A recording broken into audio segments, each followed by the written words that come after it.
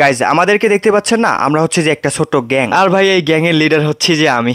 আমাদের গ্যাংটার নাম হচ্ছে যে ভাদেম্বা গ্যাং। যাই হোক, তো সেটা বড় কথা না, এখন বড় কথা হচ্ছে যে আমার গ্যাংয়ে এই পোলারে দেখতে পাচ্ছেন না, এই হচ্ছে 1 নম্বরের স্যাসরা। এখন হয়তো ভাবতেছেন কিরে কিরে স্যাসরা কবে শিখে, চলেন ভিডিওতে বলছি।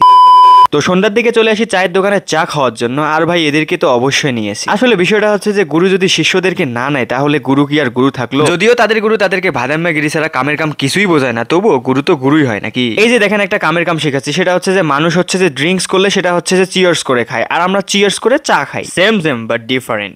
মামা আসলেই হাজা কথা। The next day. যাই হোক, তো এরপরের দিন বিকেলবেলা দোকানে একটা কাজ ছিল, সেই কাজটা কমপ্লিট হলে বের হই আমরা আমাদের যেটা মূল কাজ সেটা করার জন্য। আর কি কাজ সেটা তো জানিনি, এবার না হয় নাই বললাম। যাই হোক, তো এখন এই শেষরা পোলারে দেখেন আমরা একটু হাঁটাহাঁটি করার জন্য, বাইরের আবহাওয়া উপভোগ করার জন্য বাইরে এসেছিলাম। এই হচ্ছে যে প্রেম করা শুরু করে দিস ভাই। আজকাল হাঁটুর বয়সী ছেলেপেলেরও 3 থেকে 4টা করে প্রেমিকা থাকে। আর ভাই জীবনে আমি কি করলাম ভাই, সমস্যা নাই, ওই যে কথায় আছে না, যা করলাম জীবনে উপরে গেলে তা দিবনে।